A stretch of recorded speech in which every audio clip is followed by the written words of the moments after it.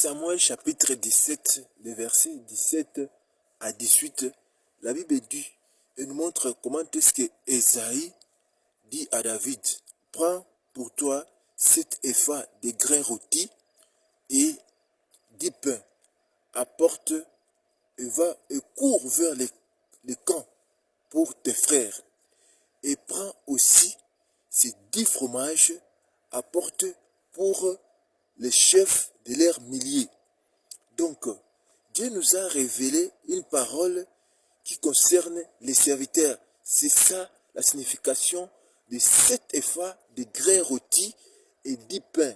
Donc, c'est une parole, une révélation qui concerne le serviteur de Dieu du Congo. Et cette révélation, ça révèle les causes réelles de notre souffrance, le Congo, et la solution que Dieu apporte pour mettre fin à toutes les souffrances de notre pays, le Congo.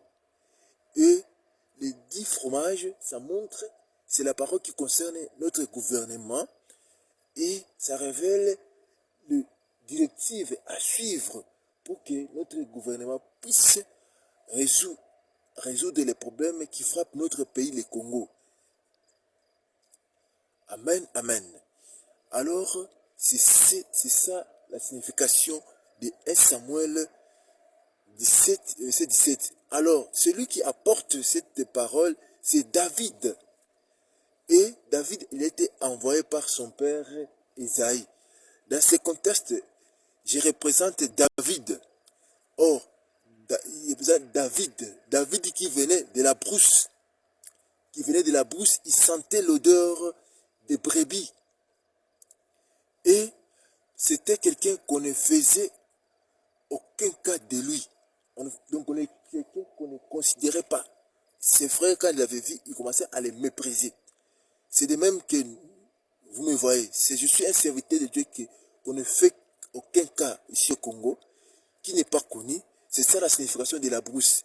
Donc je viens de nulle part. Donc tous les mots de mépris, de bassesse que j'affiche, c'est ça la signification de la brousse. Je n'ai pas une grande église, je n'ai pas de renommée, mais attention, je vais avec la révélation, les pains, la nourriture, envoyée par mon père Esaïe qui représente Dieu. Attention avec David, car il avait des secrets dans la brousse là. Il a tué les lions et l'ours qui voulait dévorer les loups, qui devait dévorer les brebis. La suite au prochain numéro.